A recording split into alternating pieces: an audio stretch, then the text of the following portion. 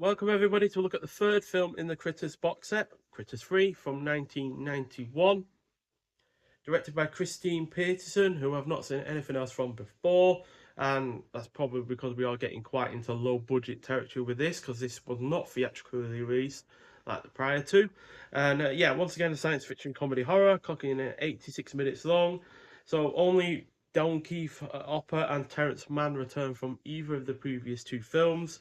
There is some archive footage featuring other cast members from the second and first films, but yeah, that's just archive footage. It's not really them. But and this is kind of what I say about a lot of actors. They get their start in horror films. We have the one and only Leonardo DiCaprio in his debut film role in this film. So he's been in the likes of Once Upon a Time in Hollywood, Shutter Island, Django Unchained, Catch Me If You Can, and The Quick and the Dead. So while on vacation, a widower and his kids suffer car trouble near a town that has been menaced by a plague of tiny alien killers. I wonder who they are. One of them manages to stow away in the family's car, and the critters are soon unleashed in their apartment building. So, this is probably nowhere near as good as the prior two films on numerous levels, and it doesn't fully exploit its premise of going to a much larger environment for the critters to wreak havoc in. But I did appreciate the goofier tone, as that did at least help contribute to this being entertaining.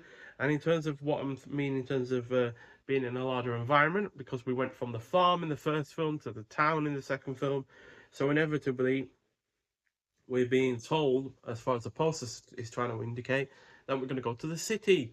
And even though the apartment building is in the city, the film solely takes place in that apartment building. We do not go into the wider environment, which is a real shame, to be honest. But that said, the cast is also decent. It is well paced, has some funny moments. The apartment setting is used reasonably well. The critters still look good, and it is generally engrossing.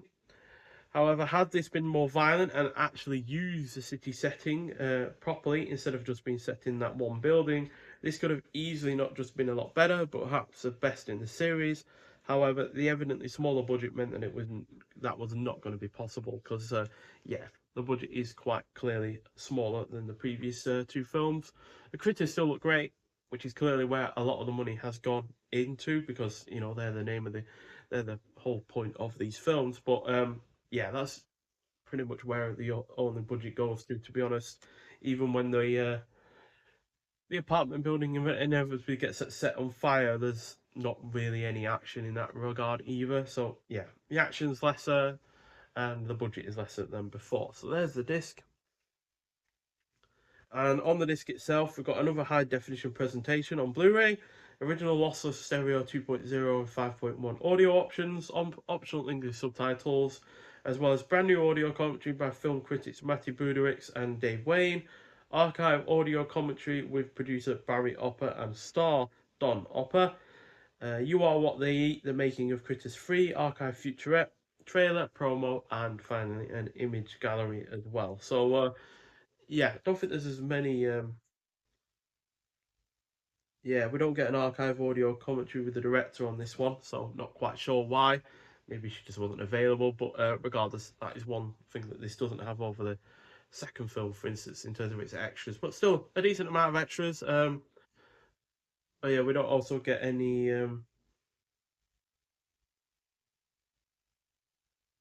We don't get any audio commentary with the Chiodo brothers either. So again, another downgrade in terms of extras over that for second film. And yeah, but I still give this 3 out of 5.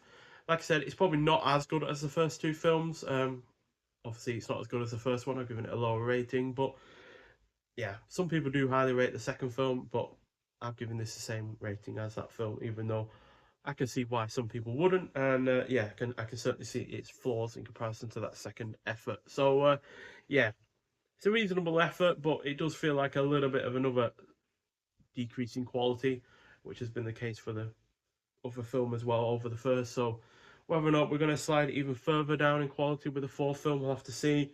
But nonetheless, if you have seen this effort before, I'd like to hear your thoughts on it. But thank you for watching, and I'll see you in the next one. Bye.